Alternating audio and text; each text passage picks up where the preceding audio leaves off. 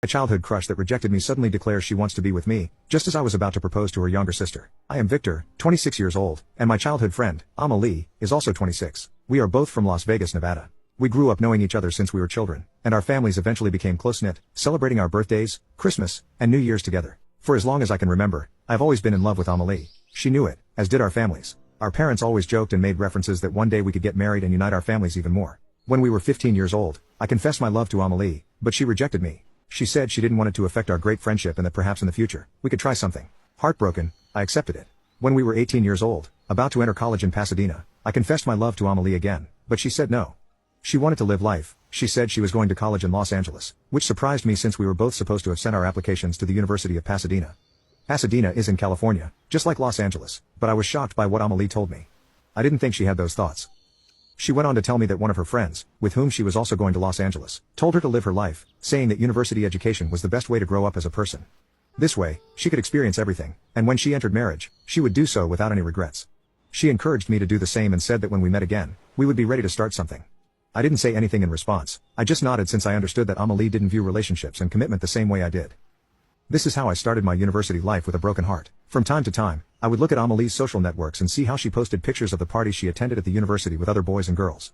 This made me feel sad, and it started to affect my academic performance. When I realized this, I decided to leave Amelie behind and focus on myself and my studies. I spent a year focusing on improving in college and started exercising, as I wasn't in good shape. One day, while running around the university, I saw a young woman who looked familiar. It was Amelie's younger sister, Haley. I was surprised and went to greet her. She was also surprised and blushed, which I thought was very sweet. I asked her what she was doing at this university and joked, "You didn't come here just to meet me, did you?" That made her blush even more, and we both laughed. I remembered that when we were younger, Haley and I barely talked since I only had eyes for Amelie. Whenever Haley was alone with me, she would always find an excuse to leave. I asked Haley if she wanted me to show her the campus. A little nervous, she said yes. That's how our university years went by, and I got to know Haley better.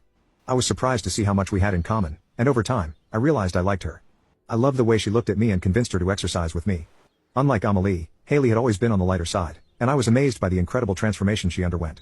2 years later, we decided to start dating because I had fallen in love with her, and she confessed that she had always had feelings for me. However, she knew I only had eyes for Amelie and didn't want to interfere with my love for her sister. Knowing that Haley was that kind of woman made me love her even more. By the time I graduated, I decided to stay in Pasadena, look for a job, and find an apartment while waiting for Haley to finish her final year of college. During the years we were in college, Haley and I would come home in the summer and spend time together, but Amelie never came back. She said she was too focused on her studies. Haley and I decided not to tell our parents about our relationship since we knew they might meddle a bit. We planned to tell them later. By the time Haley graduated, I already had a job where I could work happily. Since Haley had studied the same as I did, she could join the same company as me, but in another department. In case you're wondering, we both studied systems engineering. 2 years passed in which Haley and I focused on our relationship and our work. I had prepared a surprise for Haley. I wanted to propose to her in front of our families. So, I took 2 days off work to go to my parents' house, where both our families would gather for the weekend. I wanted to give her the surprise then. On Thursday, I mentioned to Haley that I had to go to my parents' house for something not very important and told her she could join me on Saturday. She looked a little confused but said she was fine with it. When I arrived at my parents' house, they greeted me warmly, and so did my sisters. My mother then said, "See who's here." When I turned to the living room, I saw Amelie. She got up quickly to greet me and tried to kiss me on the cheek, but I pulled away. She looked confused, and my mother told me, "Son, get ready because in the evening, we'll all get together for dinner." I knew that meant my family and Amelie's family were going to meet for dinner. I thought it was fantastic since with everyone there, it would be easier to share my surprise with them and Haley.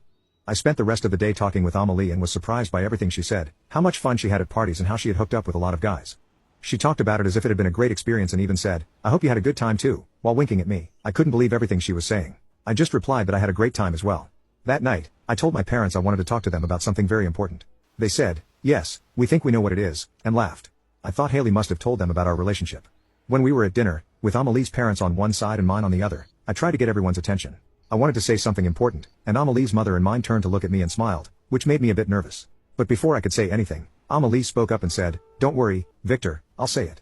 She then turned to look at me and said, "Victor, yes, I accept to be your girlfriend." When I heard that, I couldn't help but be speechless and let me know if there's anything else. Now you can watch the second part by pressing share and more.